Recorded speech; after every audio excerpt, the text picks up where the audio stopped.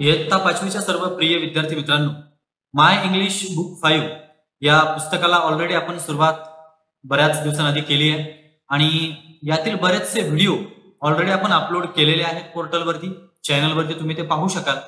आणि आज आपण जो तुमचा एक नवीन व्हिडिओ घेऊन येणार आहे ते एक सुंदर असा धडा आहे 5वीचा माय इंग्लिश मधला आणि त्याचं नाव आहे द लिटिल बबूल ट्री। आता हा जो धडा आज आपल्याला बघायचा आहे, हा धडा तुमच्यासाठी आणि सर्वांसाठीच उपदेशात्मक अशा स्वरूपाचा धडा आहे। तर आपल्याला या गोष्टीतून काय बोध घ्यायचा आहे ते आपण या गोष्टीच्या सोबत सोबत शिकणार आहोत। तर आज आपण बघणार आहोत द लिटिल बबूल ट्री। तर बाळांनो, आपल्या धड्याचं नाव आहे द लिटिल बबूल ट्री। एक छोटस बबूल, बाबळीचं झाड आणि त्या झाडाची आत्मकथा असं म्हटलं तरी वावगं होणार नाही, तर आपण ते आज बघणार आहे। Listen and read aloud with me, ऐका आणि माझ्या बरोबर मोठ्याने वाचा। सुरुवातीला तुम्ही माझ्या सोबत सोबत वाचा। वाचत असतानाच आपण काही शब्दांचे अर्थ जाणून घेऊ आणि याच पद्धतीने आपण धडा समजून घेऊया। In a group of mango trees, there was one little bubble tree. A small wood or other group of trees, म्हणजेच ग्रो ऑफ मँगो ट्रीज, आंब्यांच्या झाडांची जी रोपवाटिका आहे, म्हणजे सगळी आंब्यांची झाडं एकत्र आली आहेत, त्याचं उपवन तयार झालंय असं grow. There was one little babool tree, आणि या सगळ्यांच्या मध्ये तुमच्या इथे या पिक्चर वरून लक्षात येत असेल एक छोटं एक बाबळीचं झाड या सगळ्या झाडांच्या अवतीभोवती इथे वाढताना दिसतं। The little tree was pretty but it was not happy. One day it sed, आता हे जे छोटस झाड होतं ना, लिटिल, खूप प्रिटी होतं, खूप सुंदर, but it was not happy, परंतु ते आनंदी मात्र नव्हतं। आता बघा, हे छोटं होतं, सुंदर होतं, पण आनंदी का नव्हतं? वन डे इट सेड, एक दिवस ते म्हणाल, काय म्हणाल आपण बघूया। I do wish I had big leaves, मला असं वाटतं की मला ना माझी जी झाडांची पानं आहेत, जे आता सध्या या ठिकाणी आपल्याला पिक्चर मध्ये दिसतात छोटीशी आहेत, तर मला कशी हवी आहेत? आय डू विश, मी अशी इच्छा करतोय की मला बिग लीव्स हवी। कशी? मोठी पानं। All the other trees have big leaves, आता इतर झाडांची पानं जर बघितली, अदर म्हणजे इतर, तर इतर झाडांची पानं ही अतिशय मोठी आहेत।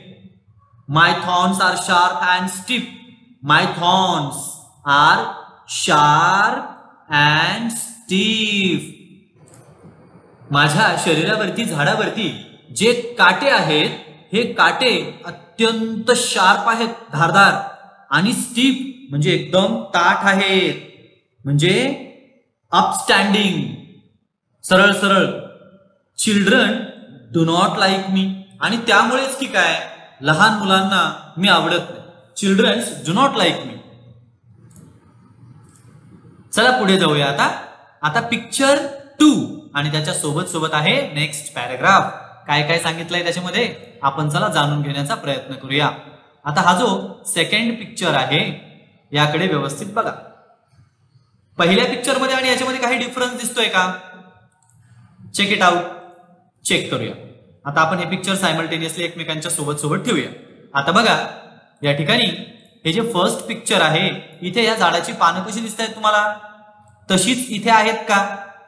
नाहीयेत। तर त्याने जे विश केलं होतं ना इथे या ठिकाणी, की मला असं वाटतं मला ना मोठी मोठी पानं असायला हवीत, तर इथे बघा त्या झाडाला मोठी पानं आल्यासारखं दिसतंय आपल्याला। तर आता आपण वाचून घेऊया एकदा पॅराग्राफ मध्ये काय म्हटलंय, चला। नेक्स्ट डे, पुढच्या दिवशी, when the little tree woke up, म्हणजे त्याला जाग आली, जेव्हा झोपेतून तुम्ही उठता ना सकाळी, तसं ते वोक अप, त्याला जाग आली। इट हॅड बिग लीव्स, आणि काय चमत्कार, त्याला आता केवढी पानं होती? छोटी छोटी होती का त्याची जुनी? नाही, तर त्याची पानं अत्यंत मोठी झालेली होती। It was just like the mango trees, ती कशा प्रकारे होती? आंब्याच्या झाडाप्रकारेच, जशी आंब्याच्या झाडाला पानं असतात तशीच या बबूल ट्रीला ती पानं मोठी मोठी होती। आणि मग ते बबूल ट्री काय म्हणाला बघा, now I am happy it sed, ते काय म्हणाल? आता मी आनंदी झालोय बरं का। तुम्ही असता का आनंदी? काही एखाद्या नवीन गोष्ट मिळाल्यावर, तसं ते झाड पण आनंदी झालं. But a goat came along and ate up all the big leaves. तेवढ्यात आली एक बकरी. हे बघा इथे दिसते पिक्चर मध्ये, बकरी आली आणि बकरीने काय केलं, सगळी मोठी मोठी पानं खाऊन टाकली. एटअप, एटअप म्हणजे काय, खाणे. एटअप म्हणजे काय, खाणे. Oh dear said the babul tree, I wish I had gold leaves.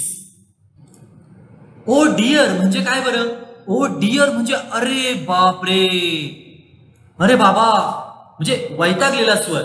अरे हे काय झालं असं. Said the babul tree, I wish I had gold leaves. मला असं वाटतं आता की मला ही मोठी पानं आंब्यासारखी जी आली त्याच्यामुळेच हे सगळं काही प्रॉब्लेम झाला. मला ना सोन्याची पानं पाहिजेत. कशाची, गोल्ड. गोल्ड म्हणजे सोनं. Goats do not eat gold leaves. आणि ज्या बकऱ्या असतात ना त्या सोन्याची पानं खात नाही, म्हणून मला सोन्याचीच पानं पाहिजे आता. बघा आता नवीन विश केली झाडाने. आता चला आपण पुढे जाऊया. आता नेक्स्ट पिक्चर मध्ये तुम्हाला परत डिफरन्स एकदा दाखवून देतो मी. इथे बघा ही बकरी खात असलेली मोठी पानं आणि त्यानंतर या झाडाचं परत काहीतरी चेंजेस आपल्याला इथे दिसत आहेत. आता हे लागलेले काही आंबे वगैरे नाहीत बरं का. त्याने जी इच्छा केली होती गोल्ड लिव्हची, मला असं वाटतं हे गोल्ड लिव्स असणार आहेत त्याच्या. आता चला आपण जाणून घेऊया. नेक्स्ट डे, पुढच्या दिवशी, the little tree woke up. काय झालं ते, जागी झालं. It had gold leaves. आणि बघतो तर काय, त्याची पानं सोन्याची झाली. कशाची झाली, सोन्याची झाली. गोल्ड लिव्स आली त्याला. हाऊ हॅपी आय एम, मी किती आनंदी आहे, ते छोट बबुल ट्री म्हणाला. But a thief came along and stole all the gold leaves. परंतु बाळांनो काय झालं माहितीये का, एक थीप म्हणजे हे बघा हा भामटा, चोर. एक चोर आला, त्याला इंग्रजीत थीप म्हणतात. तो एक चोर आला आणि त्याने स्टोल म्हणजे बघा पाठीवर दिसतंय गाठोडं, म्हणजे तुम्ही ओळखून घ्या आता. त्या गाठोड्यात त्याने काय केलं, ही सगळी सोन्याची पानं भरली आणि चोरून नेली. आणि मग पुन्हा एकदा तोच सूर आपल्याला इथे पाहायला मिळतो. O dear said the babul tree, अरे बाबा, I wish I had glass leaves. मला तर आता असं वाटायला लागलं सोन्याच्या पानांमुळे जरा गोंधळ झाला. मला आता ग्लासची पानं असायला हवी, काचेची. थीव्स डू नॉट, थीव्स आता हा अनेक वचन आहे बाळांनो, प्लुरल. कुणाचा प्लुरल आहे, थीपचा. थीप म्हणजे चोर आणि थीव्स म्हणजे चोरटे, जास्त चोर. अनेक वचन, जसं आंबा आंबे, मँगो मँगोज, तसं थीफचं काय होतं, थीव्स. एफ च्या ऐवजी VES हे प्रत्यय लागतं आणि तो प्लुरल होतो. Thieves do not steal glass leaves. चोर सोन्याची पानं चोरतात, पण ग्लासची पानं चोरतील का, नाही. ती काचेची पानं त्यांना चोरून उपयोग काय, तर ती चोरणार नाही, असं त्या बबुल ट्रीला वाटलं. आता परत पुढे जाऊया नेक्स्ट पेज वरती. आणि बघा बाळांनो, आता पुन्हा काहीतरी एक चमत्कार घडल्यासारखा दिसतो. काय बरं हा चमत्कार असेल आता. Next day when the little tree woke up it had glass leaves. जेव्हा दुसऱ्या दिवशी ते छोटं ट्री जागी झालं तेव्हा त्याच्या लक्षात आलं की त्याला काय आहे, आता काचेची पानं लागली आहेत.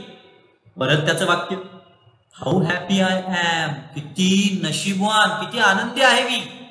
सी माय लिव्स शाईन, बघा माझी पानं शाईन करतायत, चमकतायत. कारण आरसा चमकतो बाळांनो, माहितीये तुम्हाला कशामध्ये, इन द सन. सूर्याची किरण पडली की आरसा चमकायला लागतो आणि त्याच प्रकारे हा आरसा चमकायला लागलाय.